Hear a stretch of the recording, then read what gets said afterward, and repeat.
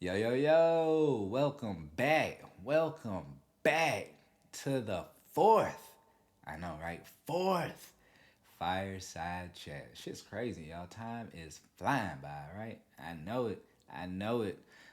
Real quick, y'all seen me wear it before. I just want to go ahead and let y'all know. Quick shout out to Southern Souls, my boy Reese, and the folks holding it down over there. They do amazing shoe restoration. They do amazing custom art on shoes.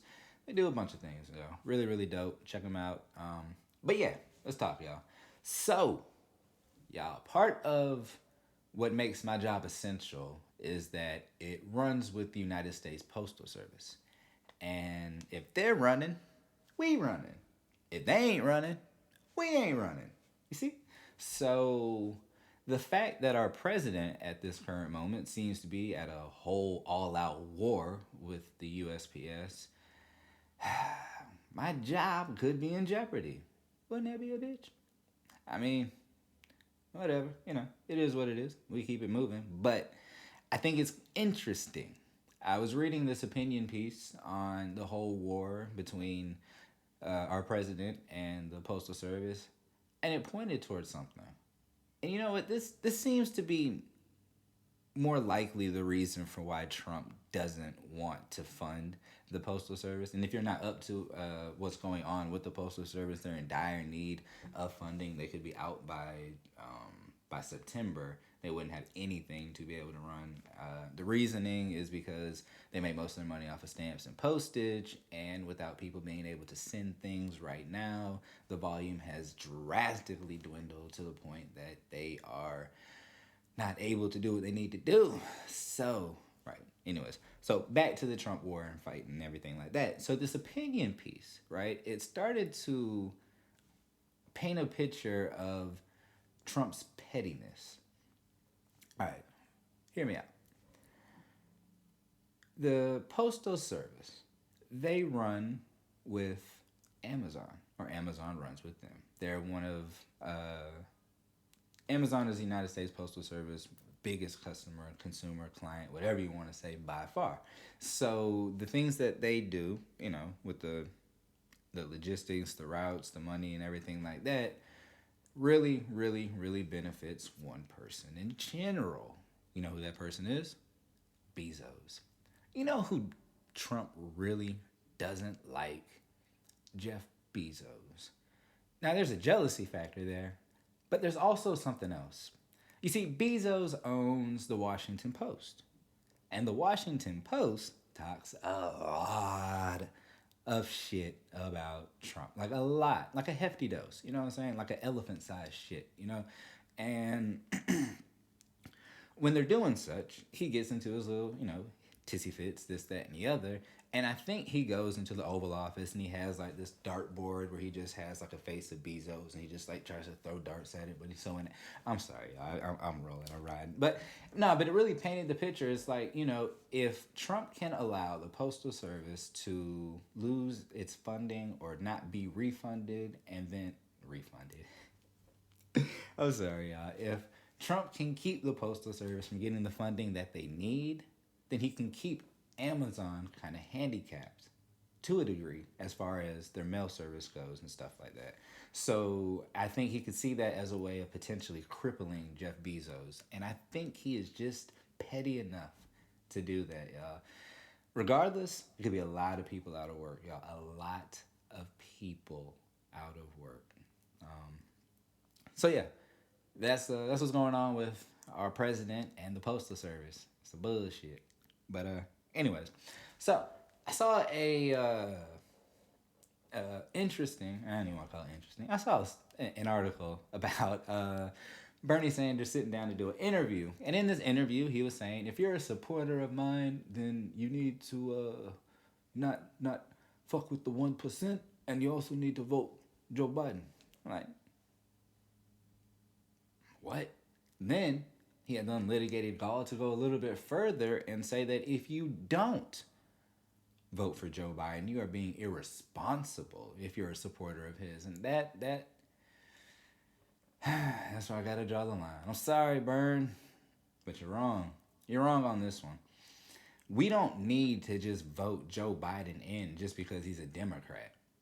Because he hasn't shown anything that makes us believe that he actually is a Democrat. What actually makes us believe that he is going to run this, not necessarily progressively, because this isn't a progressive party, but to a degree, what makes you think that he's going to be able to get us out of where we're at? What is going to be any better? What does he offer? Historically, what has he done that makes you feel like he is the champion for this job? And if you can't answer those questions with any nuanced, objective fact or anything of credibility, then I ask you, why should I vote for Joe Biden? And that's a serious question. Like, I get it. Y'all do not want this man Trump in office. I don't either.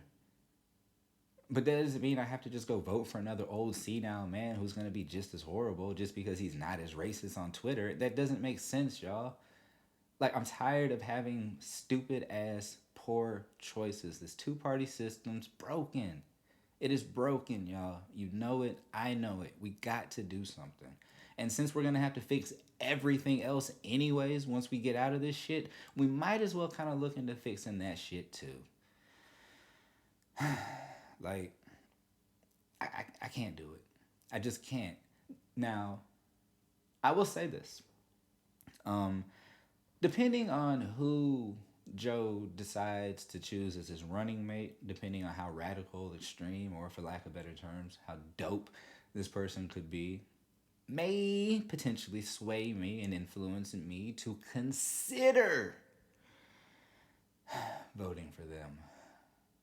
And that is a stretch. I'm talking that is yoga at 3 o'clock in the morning before the sun comes up type stretch. Like, that's something that we don't do.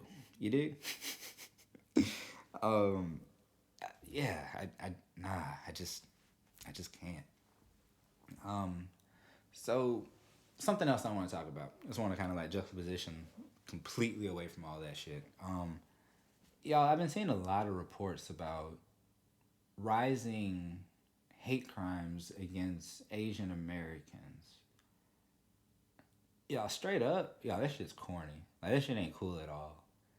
Like, it's so reminiscent of right after 2001, 9/11, when obviously everything happened. Yes, the World Trade Centers were taken down, this, that, and everything. But the way that we responded towards the Muslim communities in the United States,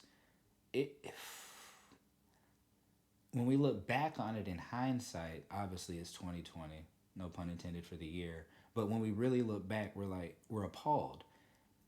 We see some of the posts from then. Like, people had to change their names. They didn't want to go to school for fear of being beaten down, not making it home. Like, so many death threats to mosques and so many like just bomb threats and everything to people that just represented a faith that might have been associated with a terrorist attack. And now, the exact same thing is happening. Look, y'all, Chinese people, and I'm not just saying that they're the only Asians, but I'm using them as a direct link to where coronavirus is saying that, is coming from or whatever, are not the enemy, okay? They're not. Asian Americans are not the enemy. Actually, nobody is the enemy except for this actual virus, okay? But the fact that people are being, excuse me, got that shit in my throat, you did? But the fact that so many people are scared right now from everything else that's going on, to add an extra level or layer of fear just because they're a certain minority is ridiculous. Like, I understand that fully. So please, y'all, be more kind. Stop with the racist nonsense. Stop with the xenophobia. Stop pointing fingers at people who had nothing to do with this. All right? Please. Please. What else we got? Yeah. So, I was thinking.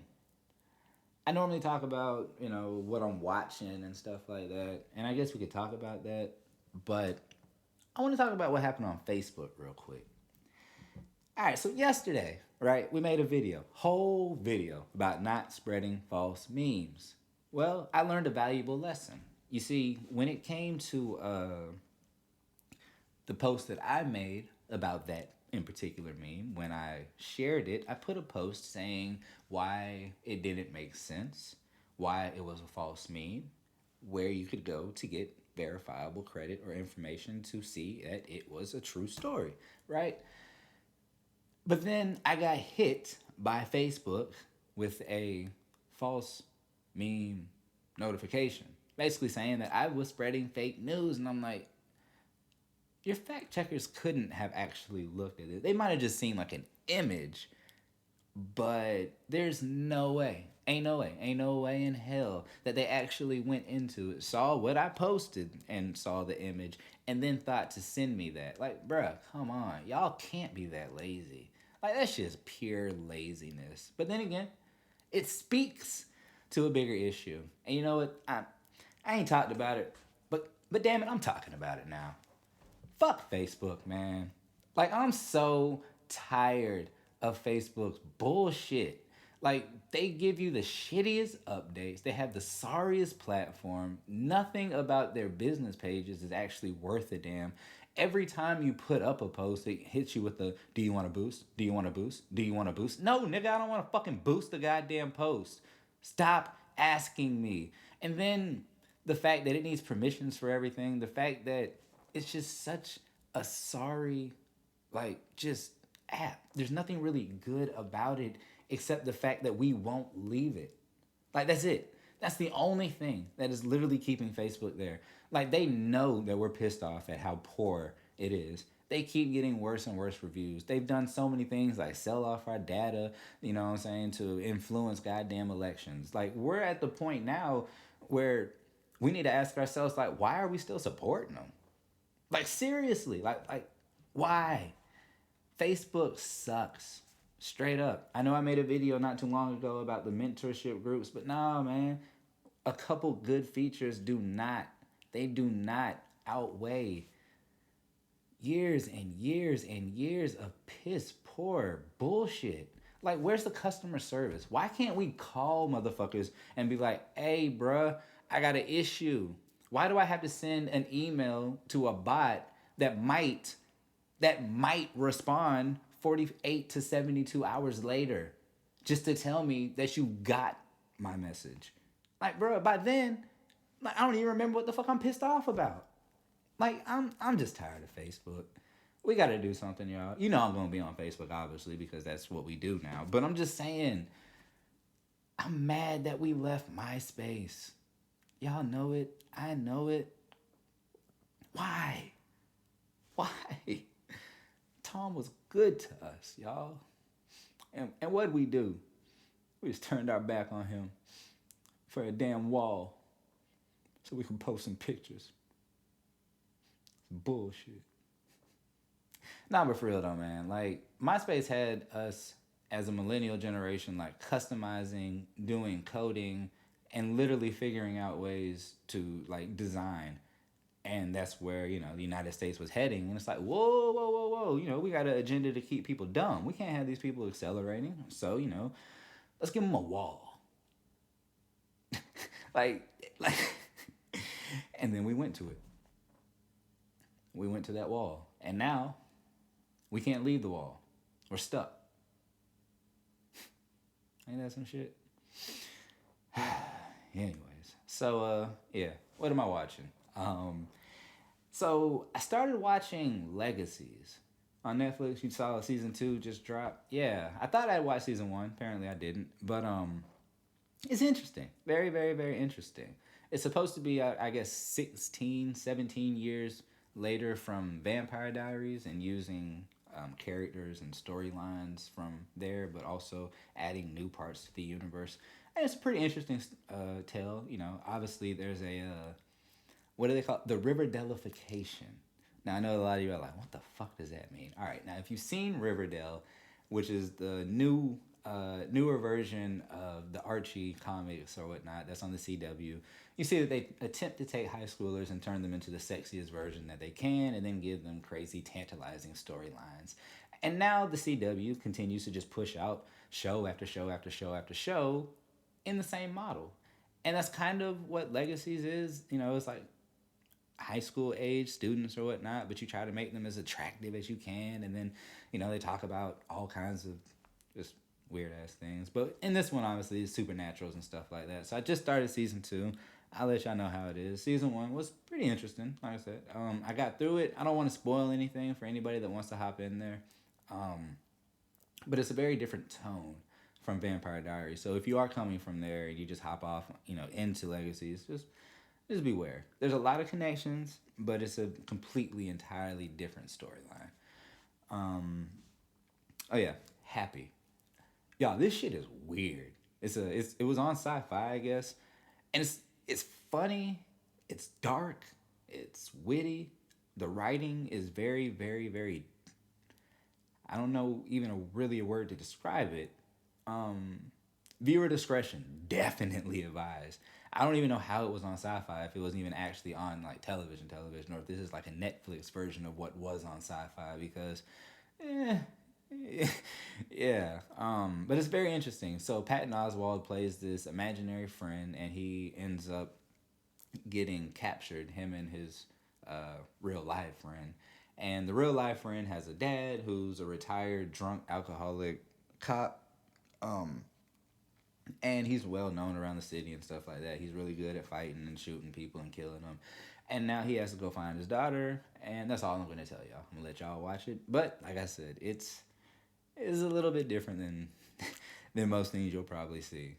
First couple minutes into it, wait, what the hell? Okay, strap in and let's get it in.